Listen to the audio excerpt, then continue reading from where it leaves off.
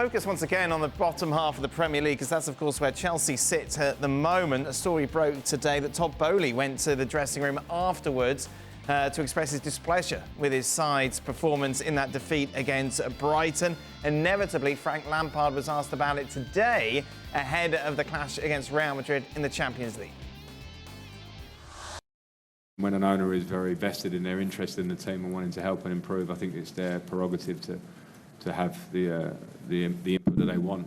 I remember the moments as a player of owners first coming into dressing rooms actually happened here at Chelsea, and it never really happened to me before. And I remember being really happy that the owner, you could touch them, you could high five them, you could listen to them and feel them. So I don't think that's a bad thing in terms of the identity of the club and where you want to get to. So I have no problem with it. And from my point of view, I had my things to say after the game. If an owner comes in and wants to be positive and wants to speak to the players, then I think it's absolutely his part to do that. Frank Lampard very much pulling the company line there. Oh, was that? Well, I can't believe he said that. Well, why not? Well, I was quite pleased to see them coming in, and I mean, come on. If there's one place an owner does not go, it's into the dressing room. I'm sorry. No, it's an absolute no-no. Absolute no-no. Number one, it's embarrassing for whoever's the coach. The guy just tramples all over you and walks past you and starts talking to your players. Right. And particularly when you're giving them stick. No, absolute no-no. I don't care. I understand the nonsense about it's their club, they own it, they can do what they like.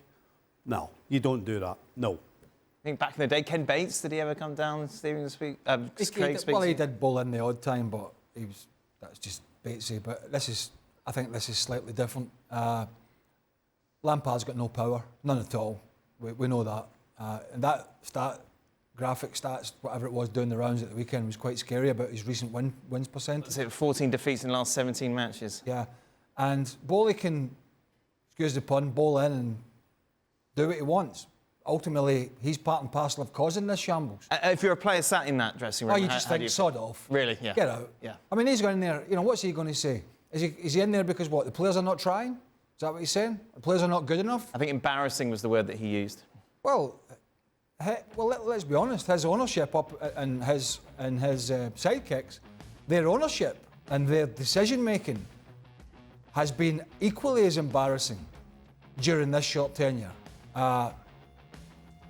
So he is as much to blame as the players. Sacked 2 coaches, brought a guy in who shouldn't be there because he wanted the fans to sing Frank Lampard's name, to take a bit of heat off the performances. But the performances have been so bad, it's not happened. Mm-hmm. Nobody's singing anybody's name, right? It's been that bad. Wolves, Real Madrid, and the weekend was an absolute pummeling of Brighton. We talked about this. I mean, Brighton are a very, very good side, and Chelsea should be. And that was embarrassing at home, having so little ability to control the game and just been played around. Kepa having to make save after save after save. And all these things culminate from bad decision-making from the top. And quite frankly, when Todd Boehly went into this club with all the talk about all-star games and blah, blah, blah, and what did I say at the time? Run your own club properly first. And at the moment, they are not able to run that club properly. That is evident. The ironic thing is that Boehly's talking about the players being embarrassed in the way they're performing. How ironic is it that he doesn't understand that he's embarrassing himself by going into the dressing room and saying that? That just sums it all up. Don, what did you... Was he not asked before? You were if this is not true, we'll move on. Okay. Before the Real Madrid game... Yeah, he was having lunch in Madrid, was caught by some journalists. They asked what he thought the score was going to be, and he said 3-0 to Chelsea. Yes. I mean, can that be serious or can that be tongue? I mean, is that... No, I don't think it was tongue-in-cheek. It certainly didn't look... Because if you're the owner watching this shambles this year, if anybody of any repute or standing in the game asks you say, listen, if we can nick a draw here or just don't say anything. Yeah. Listen, if we can just nick something, get back 3-0. 3-0 at Real Madrid. They can't even... you can't beat anybody in the bottom half. They couldn't beat Forest, Leicester or Southampton 3-0. Yep. Yeah. Real Madrid. Don, what do you make of him going into the dressing room after the game? Do you know what's funny, Dan? You mentioned Ken Bates there. I was working last night on a game, Italian game, and I was chatting to Clive Allen. And Clive Allen told me a funny story when he first went into Chelsea and they were playing Man United in a cup game, and he sat next to Kerry Dixon, and Ken Bates come in with a fur coat on, and he started rowing with all the players, and Dennis Wise went up to him and started wrestling him on the floor. So Dennis Wise and Ken Bates were wrestling in the dressing room, and Clive's thinking, what have I joined here? So, listen, I was on the game against Brighton, and, you know, no exaggeration, Dan, you guys will have seen the game as well. You know, they won 2-1 Brighton, but it could have been 8 or 9. It was a pummeling. It was a football lesson. How they only lost 2-1 Chelsea, I will never know. So the owner's probably had enough. He's probably fuming. He's probably thinking, well, I'm getting no joy sitting up here. The only thing I can do is just try and give them lot downstairs a piece of my mind. Do you know any other club I'd say, along with Stevie, it's a no-no, the dressing room is sacrosanct, but I think because of the turmoil and the shambles that Chelsea are in, it's just another story involving Chelsea and Todd Boehly. It sort of doesn't bother me. There's too many people making too many excuses here. I mean, I'll give you Brighton as an example.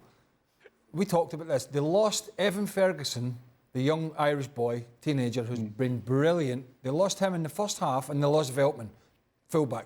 They had to shuffle it around, and they had to bring on... The Gross went to fullback, but they brought Young and Sisco on, and they manoeuvred things around.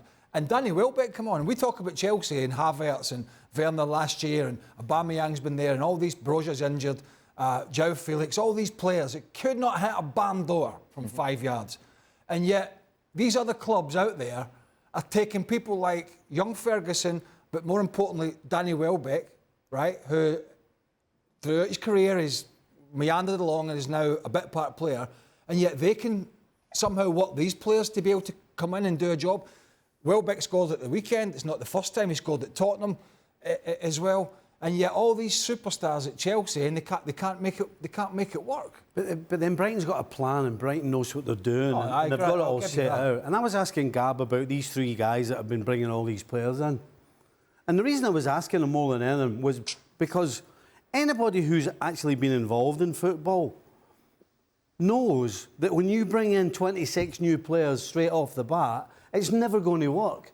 It doesn't. You don't need to have a magic wand or a crystal ball to figure it out.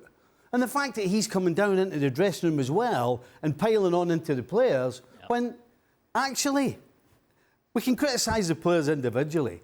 But again, would any of us want to be thrown in to Chelsea right now? Right. Particularly if I was a young up-and-coming player. Absolute turmoil. No wonder the players have no idea what's going on the field of play. But yet, this numpty thinks he can come down and give him a piece of his mind. For what? I think the strangest story come out of Chelsea, I thought, over the last week and a half, was Chelsea giving Enzo Fernandez another year on his 8-year deal. They bumped it up to 9. Wow. What? It's unbelievable. No. Did they? Yeah. Well, I tell you what, it's gone up to 9. I tell you what, Don, he wasn't the best midfielder on the park at the weekend. It was a fella named Caicedo. Mate, he was Craig, absolutely brilliant. Gone up in my estimations. What a player. But, you know, you talk about, he went, just briefly, he went into the dressing room and told the players they were embarrassing. What about the other 20? Where did he go up to the box? Yep. All around. The sponsors' boxes, the lounge. Did he bowl in there with their families and tell the rest of them that weren't playing? They were all embarrassing. All the ones that he signed and are injured and are long-term contracts. Yeah. Oh, my God, honestly. Next up for Chelsea, of course, it is Real Madrid in the Champions League. Madrid have a 2-0 lead, taking this tie to Stamford Bridge. Chelsea are 7-1 on to get it done and advance to the next round. Percentages, Don? Knew that was coming. 5. It's the 5%. most I can give them. 5%? OK, all right. Well, Dan, the 11 that played against Real Madrid, I think there was 12 goals all season in that 11. The 11 that started against Brighton at the weekend, 9 goals in them. They don't score. OK. So who have they signed or give them a 5% chance now? Stamford Bridge crowd. It's the only thing I can give them. Yeah, they're really happy at the moment. It'd be quite funny if Todd Boehly was dressed to play, wouldn't it? Like, he just come down. He put himself on. He said, I've had enough. Yeah. I've had enough. Stand aside. That'd be good. Stand aside. I'm playing. 5%. At most.